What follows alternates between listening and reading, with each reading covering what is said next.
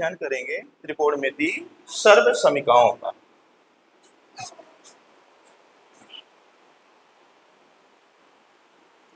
चलिए एक क्वेश्चन है इससे संबंधित त्रिकोणमिति सर्व समीकरणों से। क्वेश्चन फर्स्ट हम ले लेते हैं जो आपकी परीक्षा में ज्यादातर पूछे जाते हैं। क्वेश्चन हमारे कुछ इस तरह से बनते हैं, सिद्ध कीजिए कि sign square theta plus cos square theta equal 1। ठीक है, ये पहले हमारी सर्व समीकरण हो गई। क्या sign square theta plus cos square theta equal क्या होता है? 1 होता है। यानी कि साइन का हम क्या कर दें? वर्ग कर दें और कॉस का वर्ग कर दें और दोनों को आपस में जोड़ दें तो हमें कितना मान प्राप्त होगा? 1 प्राप्त होगा। ठीक है, हमें इसको क्या करना है? सिद्ध करना है। ठीक है, चलिए देखते हैं इसको हल करेंगे कैसे सिद्ध होगा आपका ये। तो सबसे पहले आपको सर्व समीकरण को सिद्ध करने के लिए कौन सा त्रिभुज लेना होगा? समकोण त्रिभुज। ठीक है, हम सबसे पहले एक रेखा चित्र बना लेते हैं समकोण का और इस समकोण का नामकरण कर देते हैं। इस त्रिभुज का नाम दे देते हैं ABC। ठीक है, जो जो हमने किया है वो लिख देते हैं। समकोण त्रिभुज ABC में कोण B बराबर समकोण है। फिर देखिए यहाँ पास हम जिसको सिद्ध करेंगे sign square theta plus cos square theta equal 1, तो यहाँ न्यून कोण को किससे व्यक्त किया है हमने? थीटा से। हम इसको a से भी व्यक्त कर सकते हैं, तो क्या हो जाएगा? Sine square a plus cos square a equal 1। तो हमने इसको थीटा से व्यक्त किया है, कोई बात नहीं, हम यहाँ c को अपना न्यून कोण मान लेते हैं और इसका नामकरण कर देते हैं थीटा। ठीक है, तो आगे लिख देंगे तथा न्यून कोण बराबर कोण C और कोण C का मान कितना है? थीटा।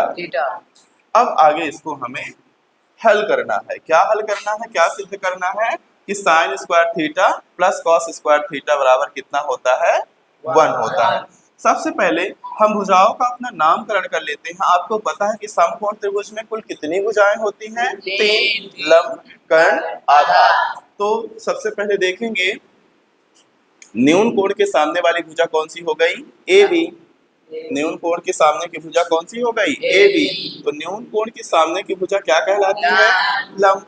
समकोण देखिए कोण B है, इसके सामने वाली भुजा क्या कहलाती है? कर्ण। ये हो गई AC। AC आपका क्या हो गया? कर्ण।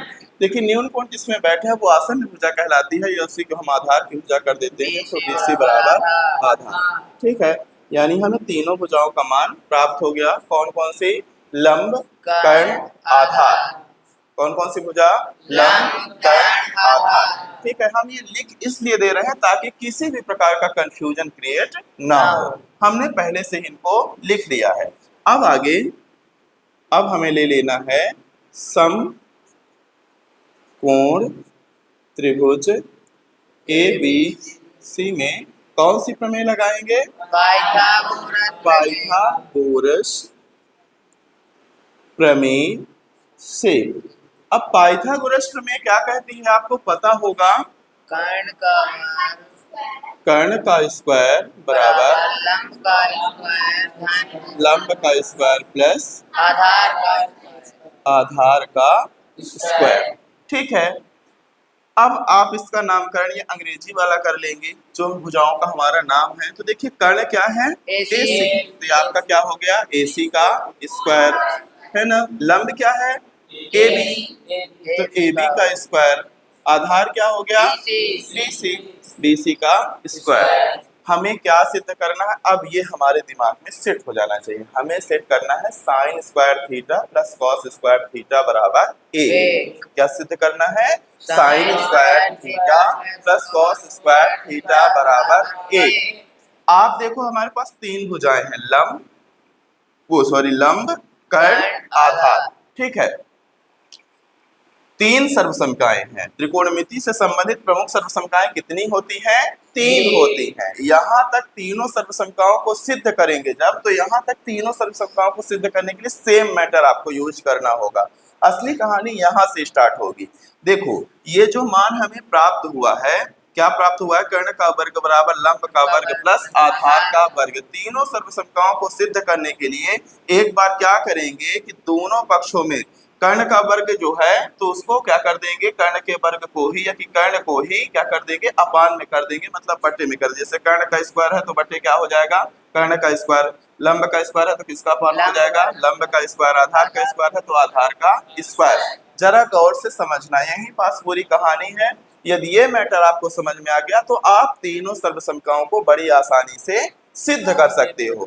यदि मान लो हम पहली कंडीशन लेते हैं कि कर्ण के वर्ग का सभी पदों में क्या कर देते हैं, भाग कर देते हैं। सभी पदों में क्या कर देते हैं, भाग कर देते हैं। तो जैसे मान लो यहाँ हम एक अनुमान लगाते हैं कि जब यहाँ कर्ण का वर्ग अपान कर्ण का वर्ग हो जाएगा तो कर्ण के वर्ग से कर्ण का वर्ग क्या होगा, कट जाएगा। उसका मान कितना आएगा, 1 आएगा। फिर यहाँ क्या हो जाएगा, लंब का वर्ग है और अपान में क्या हो जाएगा, कर्ण का वर्ग हो जाएगा। तो हम उसको ऐसा भी लिख सकते हैं, लंब अपान कर्ण का होल स्क्वायर लिख सकते हैं। यहाँ क्या है, आधार, ठीक है ना। तो आधार के अपान में क्या हो जाएगा, कर्ण। तो उसको एक साथ हम ये भी लिख सकते हैं, आधार अपान कर्ण का होल स्क्वायर, ठीक है ना। अब थोड़ा सा देखो यहाँ क्या आया, लंब बटे कर्ण। क्या आया, लंब बटे कर्ण। तो लंब बटे कर्ण कौन सा त्रिकोणमितीय अनुपात है, साइन। साइन थीटा बराबर क्या होता है, लंब बटे कर्ण। और आधार बटे कर्ण किस में आता है, आधार बटे कर्ण बताइए आप लोग, आधार बटे कर्ण किस में आता है, कॉस थीटा में। किस में आता है, कॉस थीटा में। इसीलिए मैं आप लोगों को बार बार बोल रहा हूं कि आप त्रिकोणमितीय अनुपात याद कर लो, इनकी बेसिक चीजें याद कर लो, नहीं तो कुछ भी नहीं बनेगा, ऐसे बैठे रह जाओगे आप सभी कोई। तो देखिए है छोटा सा ट्रिक की नहीं। तो हमने कर्ण का भाग जब दिया तो कर्ण से कर्ण क्या हुआ, कट गया। यहाँ क्या आया, लंब बटे कर्ण मतलब साइन थीटा। यहाँ क्या आया, आधार बटे कर्ण मतलब कॉस थीटा। पहली तरफ समीकरण निकल रही है कि नहीं निकल रही है, निकल रही है। देखो कैसे, यहीं पास हम देखेंगे। अब कर्ण की भुजा का क्या नाम है, AC। कर्ण की भुजा का क्या नाम है, AC। तो यहाँ पास एक लाइन लिख देंगे, समीकरण के सभी पदों में AC स्क्वायर का भाग करने पर।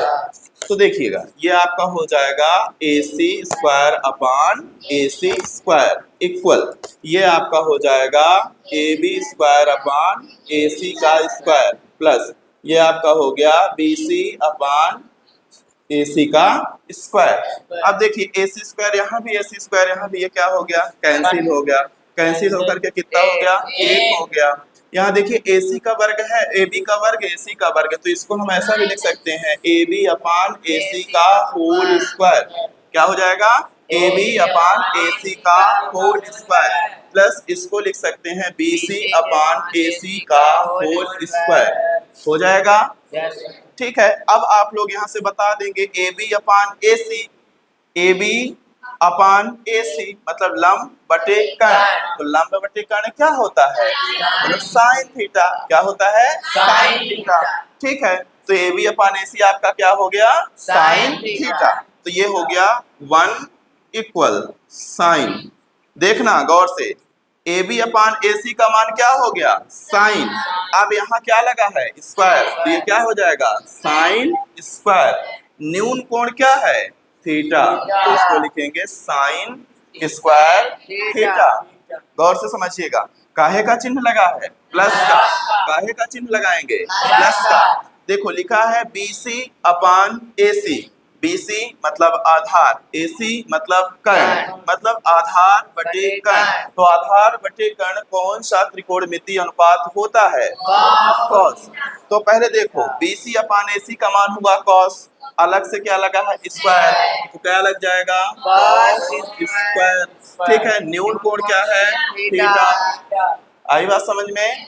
तो देखिए ये LHS में 1 है, RHS में sign square theta plus cos square theta. RHS को पूरा LHS में ले आओ और LHS को RHS में भेज दो, कोई भी चिन्ह नहीं बदलेगा क्योंकि पूरा पक्ष का पक्ष बदल रहा है। तो ये आपका बन जाएगा sign square theta plus cos square theta equal 1। आ गया, यही चीज सिद्ध करना था। तो परीक्षा में यदि इस तरह से क्वेश्चन आता है तो आप लिख देंगे यहाँ पास इति सिद्धम, या इसी को बोलते हैं प्रूफ। अब देखो इसी से हम व्युत्पन्न सर्वसमीकाएं बना सकते हैं। क्या बनाएंगे? व्युत्पन्न सर्वसमीकाएं। चलो देखो कैसे बनेगा, इसको हम कर देते हैं साइन स्क्वायर थीटा इक्वल, तो ये आपका हो जाएगा 1 और ये माइनस कॉस स्क्वायर थीटा, बन गई सर्वसमीका। फिर इसके बाद ये हो जाएगा साइन थीटा इक्वल, इसका स्क्वायर ट्रांसफर करेंगे जिसमें क्या लगेगा अंडर रूट, तो ये क्या बनेगा 1 माइनस कॉस स्क्वायर थीटा। ये सब क्या है? व्युत्पन्न सर्वसमीकाएं हैं। प्रमुख सर्वसमीका क्या है? Sign square theta plus cos square theta equal 1। ठीक है, इसी प्रकार से अभी हमने साइन को ट्रांसफर किया था, अब किसको ट्रांसफर कर दें? नहीं, अभी हमने कॉस को ट्रांसफर किया था, अब किसको ट्रांसफर कर दें? साइन को। तो यहाँ पास बन जाएगा cos square theta equal 1 minus sine square theta. फिर दूसरा बन जाएगा cos theta equal under root 1 minus sine square theta.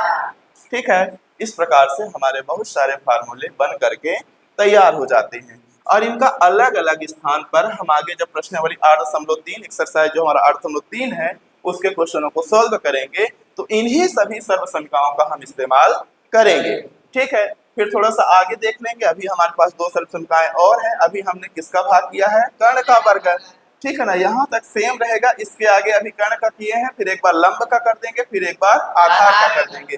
तो जो बची हुई 2 सर्वसमीकाएं हैं उनका भी हम प्रूफ करके दिखा सकते हैं कि किस प्रकार से ये सर्वसमीकाएं हमको प्राप्त हो जाएंगी। तो आप सभी इसको कर लेंगे इतना? ठीक है, लगाइए इसको।